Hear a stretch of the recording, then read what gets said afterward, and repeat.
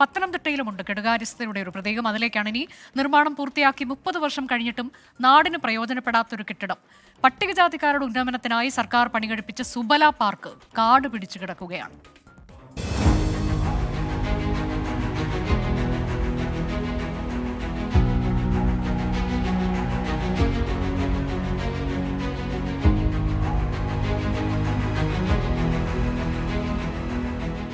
ഇതാണ് പത്തനംതിട്ടയിലെ സുബല പാർക്ക്. പാമ്പിനും പന്നിക്കുമെന്നും വേണ്ട സാമൂഹ്യ വിരുദ്ധർക്ക് വേണ്ടി സർക്കാർ തുറന്നിട്ടിരിക്കുന്ന സ്ഥാപനം, അല്ല അടച്ചിട്ടിരിക്കുന്ന സ്ഥാപനം. 1994 പട്ടികജാതി പട്ടികവർഗ വിഭാഗക്കാരുടെ ഉന്നമനം ലക്ഷ്യമിട്ട സർക്കാരിൻ്റെ പദ്ധതി വന്നത്. പട്ടികജാതി വിഭാഗത്തിൽപ്പെട്ടവർക്ക് തയ്യൽ ക്ലാസ്, മറ്റ് സ്വയം തൊഴിൽ പരിശീലനങ്ങൾ കൂടാതെ പത്തനംതിട്ടയുടെ ഹൃദയഭാഗത്ത് കൺവെൻഷൻ സെൻറ്റർ, നീന്തൽക്കുളം, വരുമാനം മുഴുവൻ പട്ടികജാതി പട്ടികവർഗ വിഭാഗത്തിൽപ്പെട്ടവരുടെ ഉന്നമനത്തിനായി ഉപയോഗിക്കാം. പക്ഷേ കെട്ടിടം പണിത് വർഷങ്ങൾ പിന്നിട്ടു. 4-5 വർഷം തയ്യൽ ക്ലാസ് നടന്നിരുന്നു. ശേഷം അതും പതിയെ നിർത്തി. കെട്ടിടം പൂട്ടി കാടു കയറിയതോടെ തയ്യൽ മെഷീനുകൾ പലതും മോഷണം പോയി.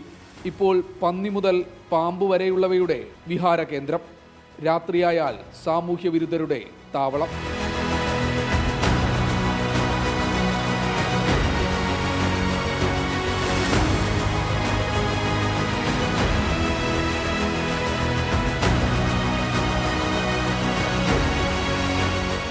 വർഷത്തോളം 1994 ഈ പദ്ധതി തുടങ്ങുന്നത്.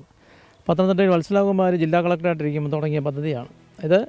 പട്ടികജാതി ക്ഷേമമാണ് ഇതിനെ ലക്ഷ്യം വെച്ചുകൊണ്ട് തുടങ്ങിയിരിക്കുന്നത്.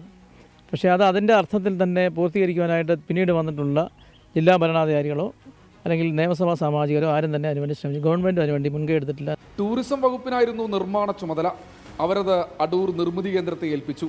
പക്ഷേ എല്ലാം പാതി വഴിയിൽ നിർത്തി. ജില്ലാ കളക്ടർ ചെയർമാനായ ഉദ്യോഗസ്ഥ സമിതിയാണ് സുബല പാർക്കിന്റെ ചുമതലക്കാർ. പത്തനംതിട്ട നഗരസഭ 94 ലക്ഷം രൂപ മുടക്കി സുബല പാർക്കിലെ കുളം നവീകരിക്കാനും വാക്ക് വേ നിർമ്മിച്ച് വൃത്തിയാക്കാനും അനുമതി വാങ്ങിയിട്ടുണ്ട്. എന്നാൽ അതിൻ്റെ അടുത്ത ഘട്ടവും എങ്ങും എത്തിയിട്ടില്ല.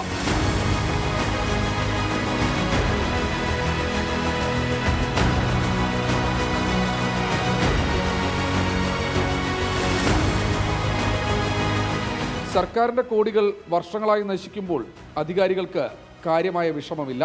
2,90,00,000 രൂപയാണ് ഇതിന് അനുവദിച്ചത്. 1,16,00,000 രൂപയുടെ വർക്കുകൾ നടന്നു എന്നാണ് പറയുന്നത്. ഇനിയും കിടക്കുന്ന 1,75,00,000 രൂപയുടെ വർക്കുകൾ ഇനിയും കിടക്കുന്നു.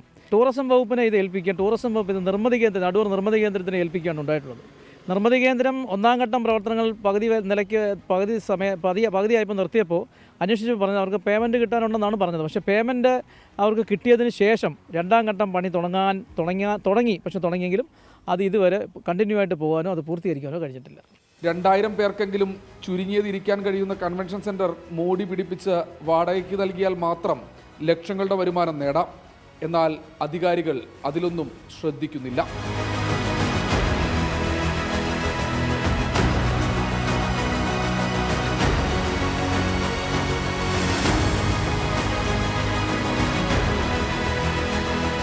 സഞ്ജയ് ഇക്ബാലിനൊപ്പം ശ്രീകുമാരൻ, 24 പത്തനംതിട്ട.